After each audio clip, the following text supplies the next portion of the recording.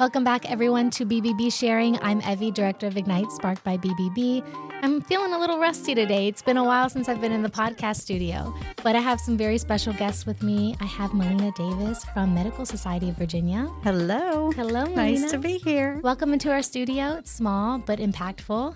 And Barry Moore, our president and CEO, is here with us. I'm excited to be here. So it's been a while since we've been in the studio together, but today's been really interesting. I've learned a lot about two different nonprofits. And in addition to that, I've learned a lot about networking. And you guys do a lot of networking. You guys are involved. You dip your toes in a lot of different things. So really, what is the main thing that you want people to know about the Medical Association of Virginia? The Medical Society is, I think, one of those hidden gems where we are always paying attention to how patients receive care and that Virginia is a great place to practice medicine. We want to keep our doctors and our nurses and our PAs here.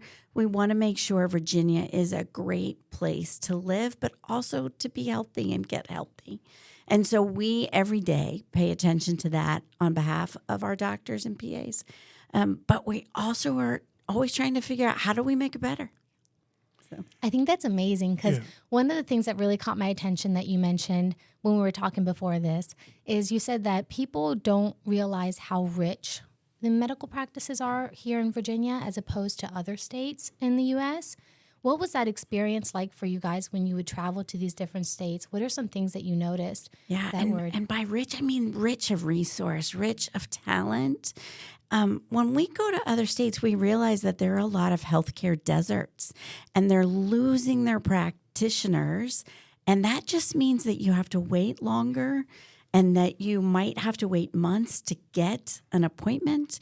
And in Virginia, we are so lucky that we have really rich resource centers. Now, I will say we also have some very small towns that do not have enough practitioners. And frankly, it's my goal to make Virginia the absolute best place to practice medicine in the country so that we have every town has a birthing center and an expert, that everybody has access to a neurologist, that if you break something, you can see an ortho right away.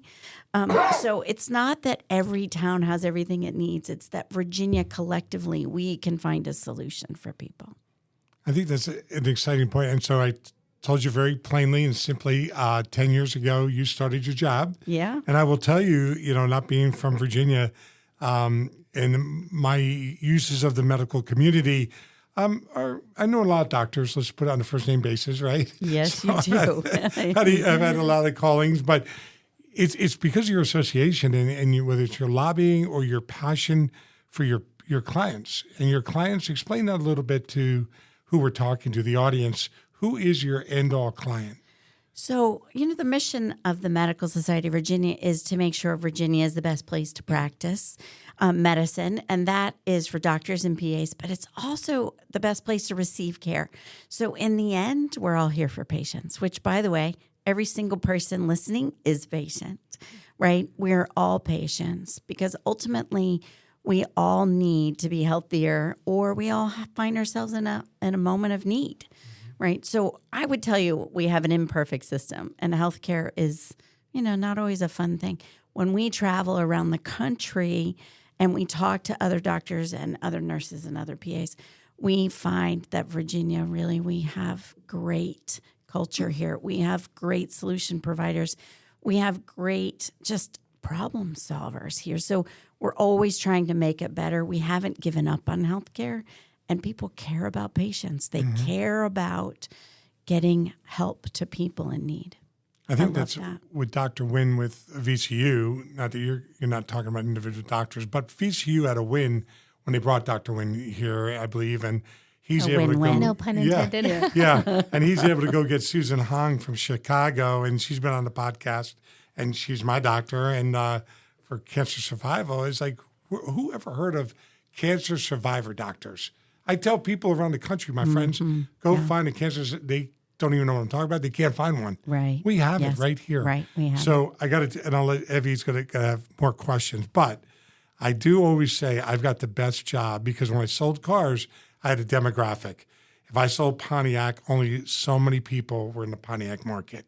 Oh, yeah. You didn't convert people to BMW or to Lexus. You're born that. You want that. So I took this job in advertising and marketing, and I used to have to decide what my market was, a demographic. Here, I don't have one because I thought for the biggest audience. I say I work for consumers. I tell our employees, we work for consumers 12 years of age up until pretty much the end. We're buying. So we work for consumers and the businesses. You got the better job because you work for everybody. Everybody. My daughter was born in a NICU unit, so she was your patient That's up exactly until right.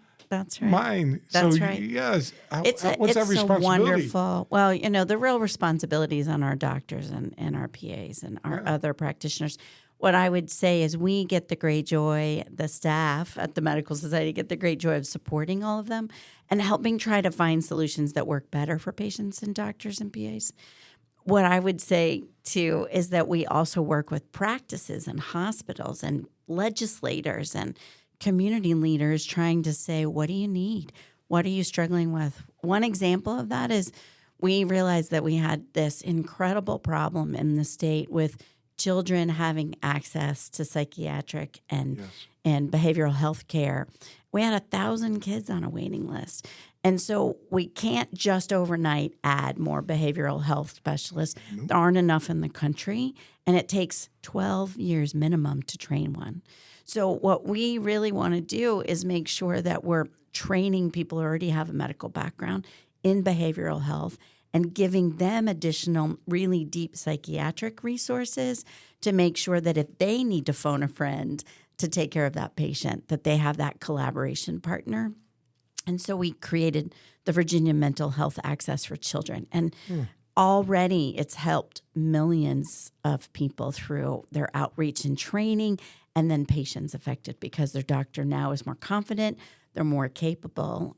We saw some stories before where children were staying in the ER for 3, 4, 5 days because there was no place to take an 8-year-old who was struggling with whether they wanted to die. That was a real situation for a friend of mine. And another where a pediatrician didn't have the training to give medication to a child that had a psychiatric need that was new to their practice. And while they were trying to get a psychiatrist for that child, the child had a moment and killed somebody. And those are the things we're trying to interrupt by increasing the training, but also just making sure we can get kids help right when they need it so they're not waiting. And that gets families relief, right? That's the kind of stuff that makes it the best job in the world because these great people need help. Melina Davis goes out with her team, and you have the ability to share that in some format with this kind of a podcast or marketing, getting the word out, and to connect some dots. So, Carl, so you go to the General Assembly, you bring up points like this, right? And they hear it. The other side that they hear, you don't even realize it probably is, we'll talk about Carl Leonard at the Heart Program, and I didn't even realize we're going to connect this dot. So Carl, just 4 or 5 months ago, with all the delegates down in Chesterfield County, talked about, hey, you want me to be a sheriff and we want to, have inmates? We do that. Right. I'm not a mental health hospital. Right. And that's where police officers take people. They take them to jail. Yes, that's right. And he is an advocate. And the reason this happened about 4 months ago, one of his inmates went to, let's say, one of the local hospitals. I don't know which one it was, had to get treated, handcuffed or whatever, then bit the arm of the sheriff deputy. Wow. Yeah. And a bite that you would say an alligator took a bite out of her arm. And, she goes out in disability and she's scared now, obviously, probably. I don't even know who she is. Well, but it's traumatic. That point, correct. And so we have got to get that message out. We need the proper places, 12 years, but cross-training some of the people that are already doctors or PAs is brilliant. So I applaud you guys for doing this. I learn every time I do a podcast. I'm learning more today. All right, Evie's going to ask you the tough questions. Okay. And never forget, we're ready. on audio and visual, so you can wave to the marketplace. Yes. I don't ask tough questions. He makes it sound like I ask tough questions, but I don't. You mentioned the medical or the mental part of it, which I think is amazing because you're right. It's not promoted like it should be. It's definitely not practiced like it should be. But what are some other things that you guys incorporate in that? Because you guys do a lot of different things. We do.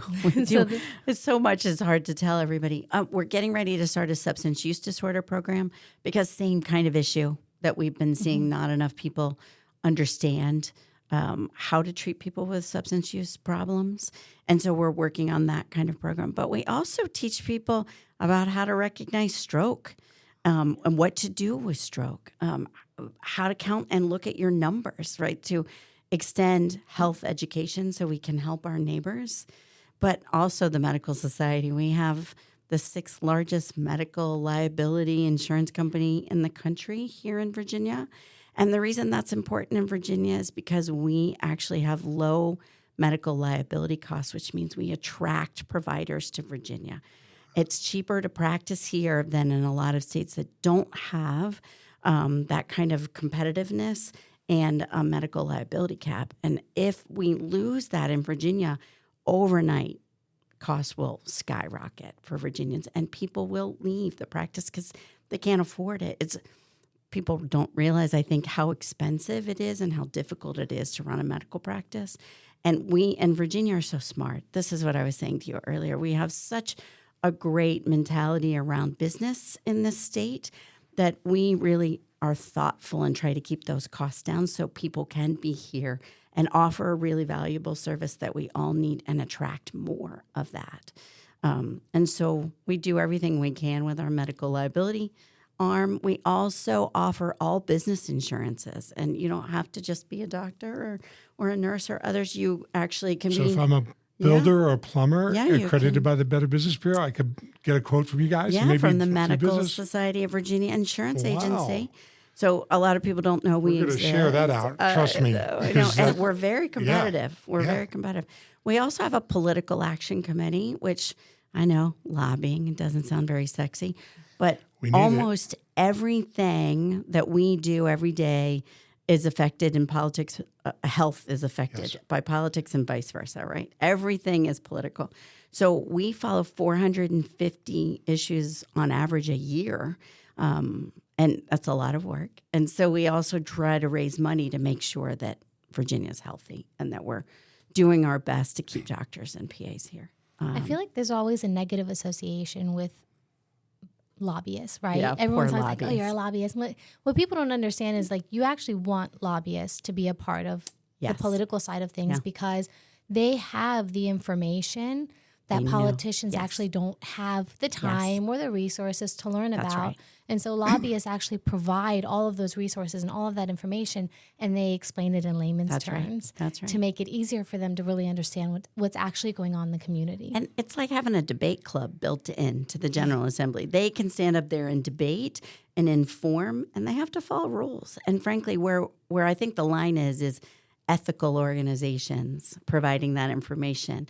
And in Virginia, we're so lucky. The Medical Society is 200 and some years old. How old?